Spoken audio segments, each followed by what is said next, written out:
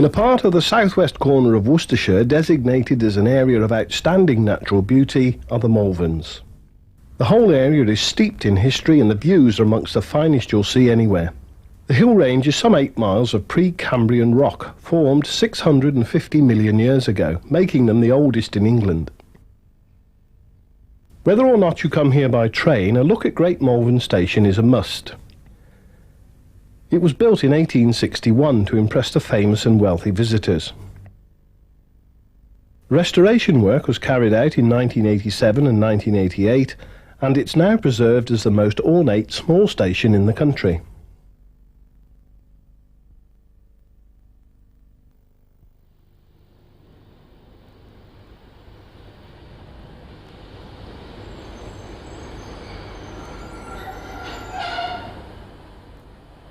You can't fail to notice the unique columns supporting the platform roof. They're topped with brightly painted metal decorations. Each one is different and depict leafy subjects like chestnuts and acorns.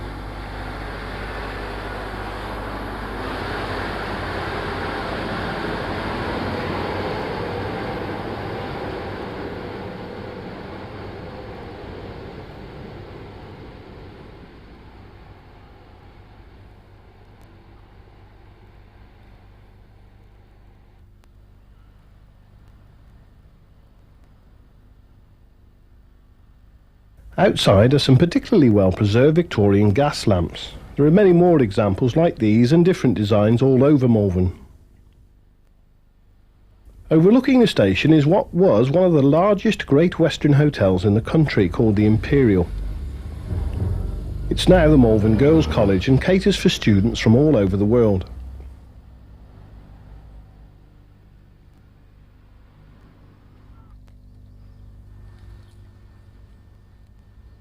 Although Malvern is well known for the radar research carried out here, and for the Morgan, which must be the world's last traditionally built sports car, it's probably best known for its water, which is absolutely pure because it's said to contain simply nothing.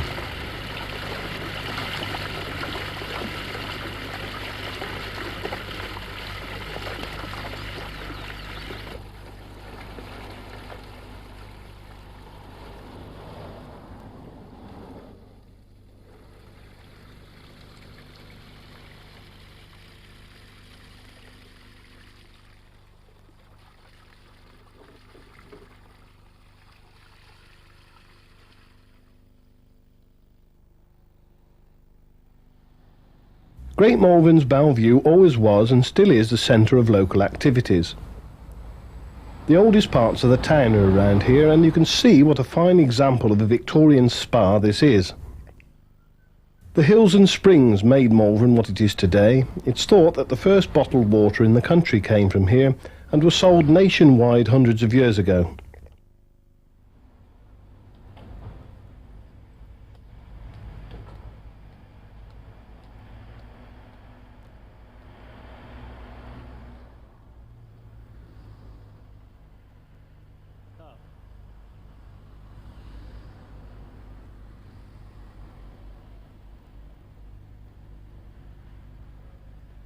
It's worth taking the time to look around and see how today's needs are catered for from behind the modern shop and office fronts of some fine old buildings. Many were built in a fanciful style with balconies, pillars and columns, again like the station, to impress the wealthy visitors coming to take the water cure.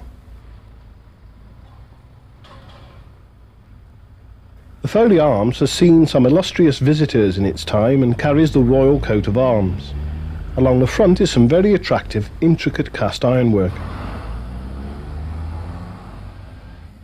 The white Regency-style Barclays Bank was the Royal Library, and the first water cure establishment, founded by Dr. Wilson, was where Lloyd's Bank now stands.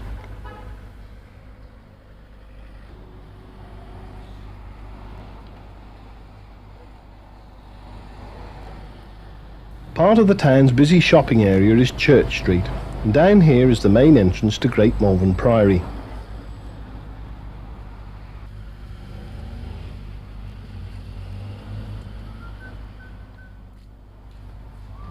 This is built with a greenish yellow and a pink sandstone which changes colour with the seasons and the time of day. It has massive Norman pillars and arches, and an excellent collection of English medieval glass windows which tell the legends and stories of long ago.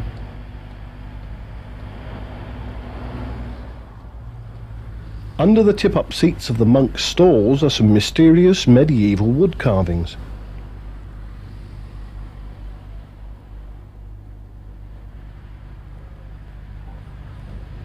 The tower is 124 feet tall and is in fact a smaller version of Gloucester Cathedral.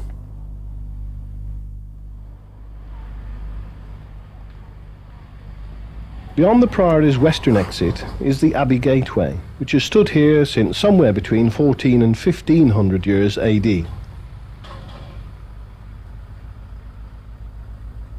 Apart from the Priory, it's the only surviving part of the original abbey. It now houses the Malvern Museum.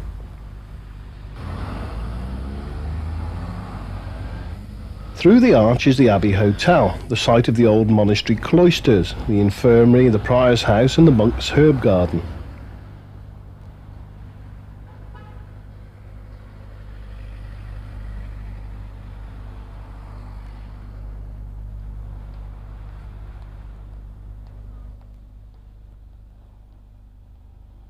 Just around the corner is the Winter Gardens complex, which houses the festival theatre, a cinema, the tourist information centre and a buffet which looks out onto the very pretty Priory Park with its assortment of rare and unusual trees.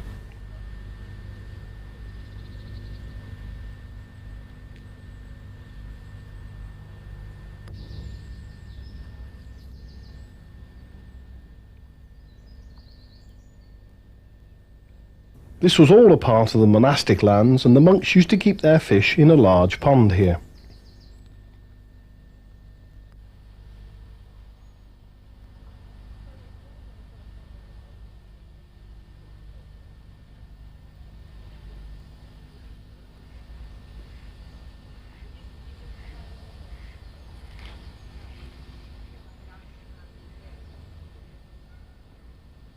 It's a place people come to relax for a while, to eat lunch, send the kids off to play, or even go for a dip at the Splash Complex, a new swimmer's paradise.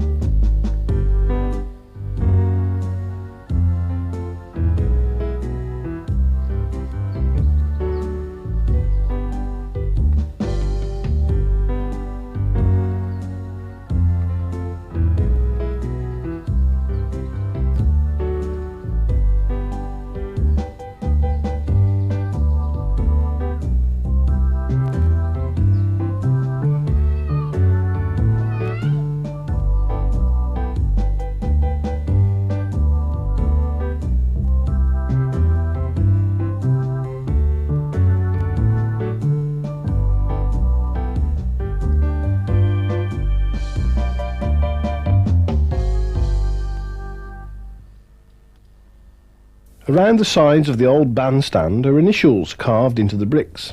These represent the names of performers who have entertained from here. The great English composer Sir Edward Elgar lived in Malvern for a time, on the Wells Road and then in Alexandra Road. A bronze bust is sited in the park in his memory.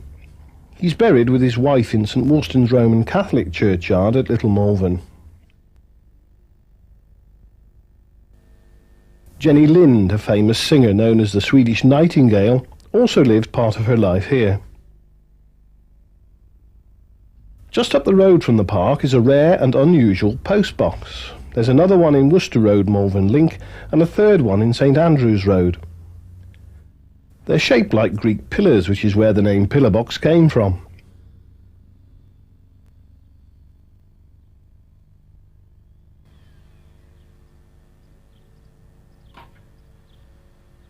Originally they were painted green and had gilt lettering. There's only one other like this in existence outside Malvern today.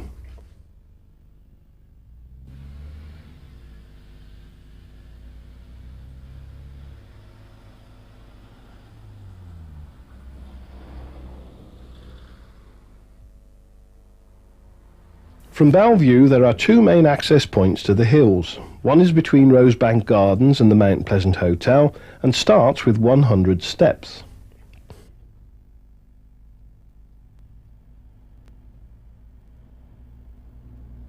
The other is past the 18th century Unicorn Inn standing on the corner of St Anne's Road. This road goes on up the hill, past the Red Lion, which was once two cottages, into Happy Valley. This is a direct road to the Worcestershire Beacon, but there are many routes up to the top, and from the 100 steps you come upon a zigzag path which leads to St Anne's Well. This path was known as Victoria Drive for years in honour of Princess Victoria, later to become Queen, who rode a donkey up here in 1831.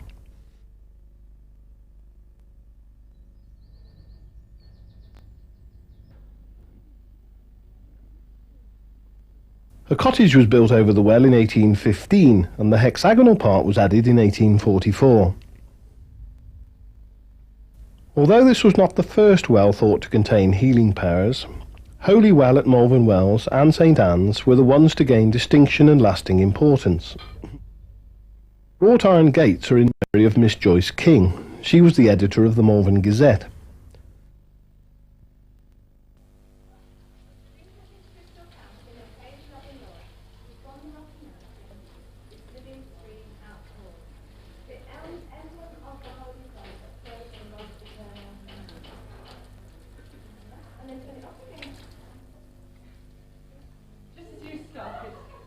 Why not try the water and maybe take the cure?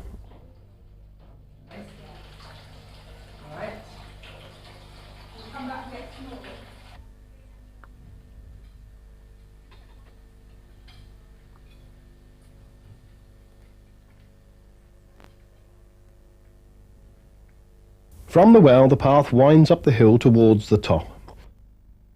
As I said, St Anne's Road also goes all the way up the hill and is probably the easiest, although not the shortest route. Wheeled vehicles are not generally allowed to use it, but King Edward VII was driven up here in his Daimler.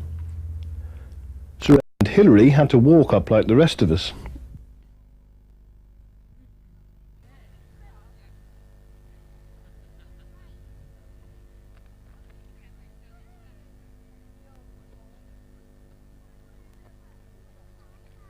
This is the Worcestershire Beacon, the highest point on the hills at 1,395 feet. The remains of Bronze Age cremations have been found around here, and the views are superb. To the east is the relatively flat Severn Valley, while to the west, in contrast, the rolling hills of Herefordshire stretch back some 50 miles to the Black Mountains of Wales. To the north, over Shropshire, are the Clent Hills and the Clee Hills, and to the southeast the long ridge of the Cotswolds. On a clear day, looking south across the hill range, it's just possible to make out the Severn Estuary near Bristol. It's easy to stand about for hours up here just watching the miniature world go by below.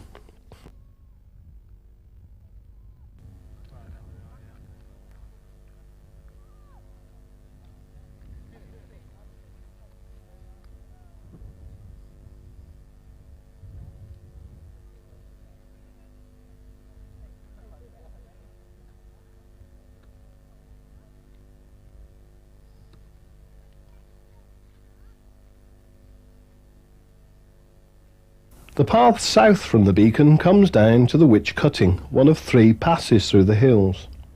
This old track was used to transport salt from Droitwich to South Wales. The present man-made road was constructed around 1840, when a quantity of iron strips were found. These would have been used as currency during the Iron Age.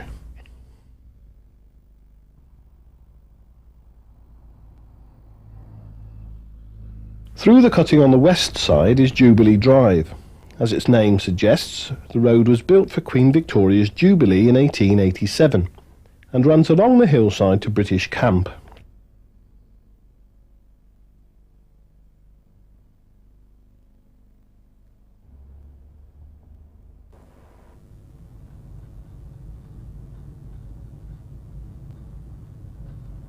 This is a very pretty stretch of road, and a section in the middle is known locally as Little Switzerland due to the larch-lined S-bend, which looks very Swiss, particularly in the winter when it's covered with snow.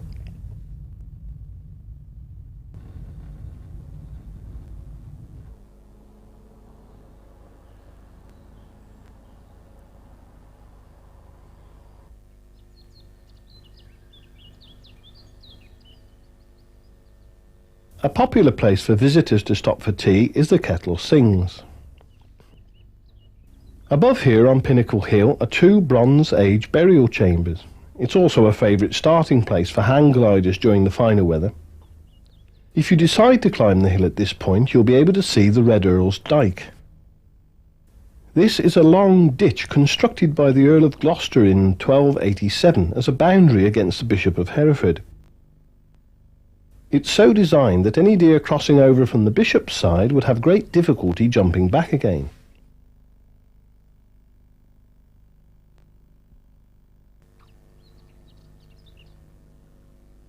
Looking southwest from here at the Herefordshire Beacon, better known as British Camp, we can clearly see how the natural slopes of the hill were used to form the defensive ramparts of this Iron Age hill fort. The base of the hill is at the end of Jubilee Drive, and it might be a good idea to take some light refreshment from the cabin, or something stronger if you wish from the Malvern Hills Hotel, before attempting to climb the beacon, which was, remember, designed to keep people out.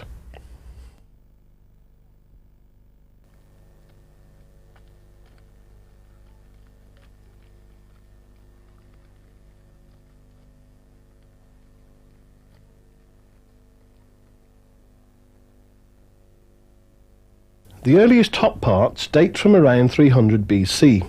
Lower sections were added in later years.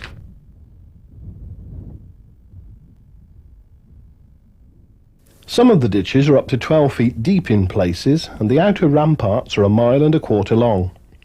Foundations of Iron Age huts can be seen quite clearly in the evening light. Below to the east is the reservoir, while on the western side is the 90-foot-tall obelisk, erected by Lord Somers of Eastnor and inscribed to his family.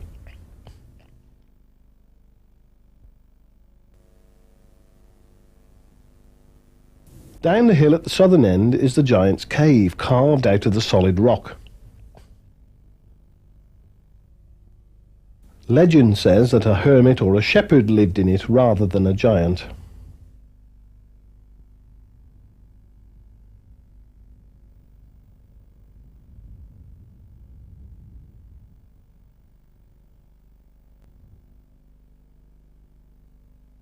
Further south still is Gullet Quarry.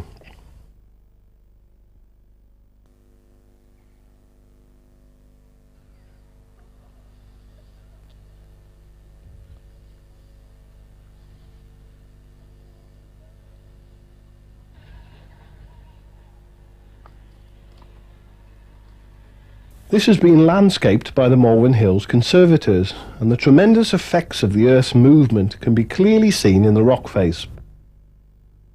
It's an attractive place where youngsters gather, sometimes in large numbers and sometimes in small numbers, to enjoy the water. But practices like that are highly dangerous and are not recommended.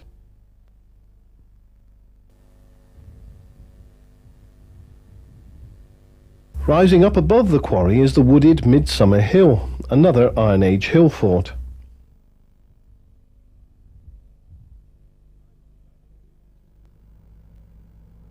Finally, back along the eastern side of the hills towards town is Little Malvern Court and Priory.